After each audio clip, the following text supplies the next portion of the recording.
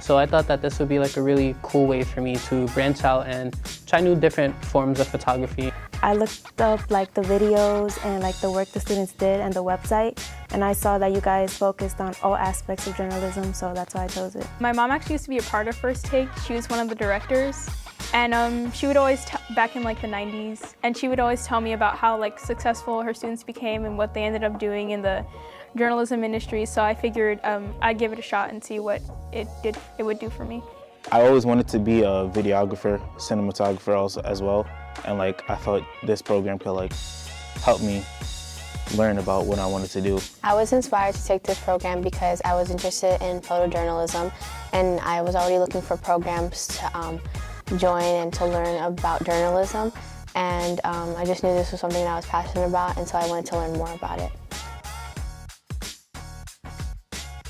I've never really knew everything that it entails because we don't really see all of that. It never occurred to me before that a journalist has to be able to write and has to be able to edit and record, and I just feel like it was very helpful for me to get the basis of those skills, but also kind of eye-opening in what I'll need to do. I never was interested in video editing, photography, nothing like that. So part of my project was to interview students, high school students, and when editing the clips, I had to use an app, and I learned how to cut, add music, you know, add titles, everything.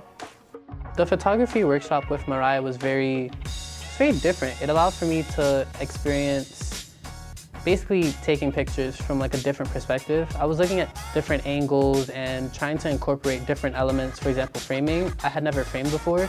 That was a skill that I learned, and it was actually really interesting seeing how somebody's input on a particular photo could actually make it 10 times better. My first field reporting exercise, I was a reporter and a photographer. I thought about the lead while I was interviewing people. I already had ideas that I was going to do while taking the train there. I also talked to the videographer and what their story was going to be. And while I was on the train ride back, I was already like putting together my information, putting in the 5 W's and the how, and that kind of got my lead started. It's really cool just to see the photos in color, and like I remember the exact moment like taking these photos, so it's like really cool. I think I looked for moments that I liked, and moments that I knew that other people would like with color, with the idea of the Harvest Festival. So yeah, and like the idea of just children at the Harvest Festival, I think that really got to me, so I really wanted to capture that.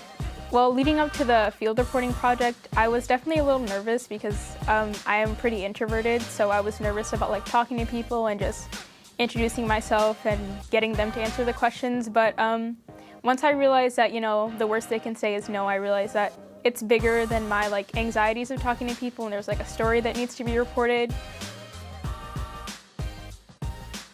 The best part was all the knowledge and the up-close personal experience you learn and meeting all the anchors. We visited Pix 11 and Cheddar. And Pix 11, I met a lot of anchors. I met OG and, well, Mariah, one of our mentors, she works there as well, so she introduced us to her coworkers, and they really brought in like the areas that I wanted to focus on. So stuff I didn't know, they like introduced that, and like it made me want to pursue it even more.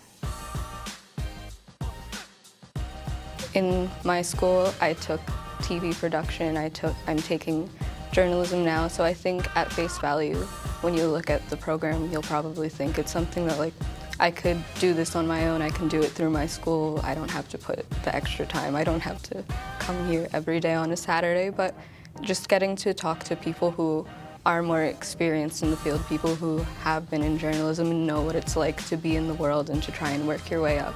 It's something that you wouldn't really get from just your typical classroom setting.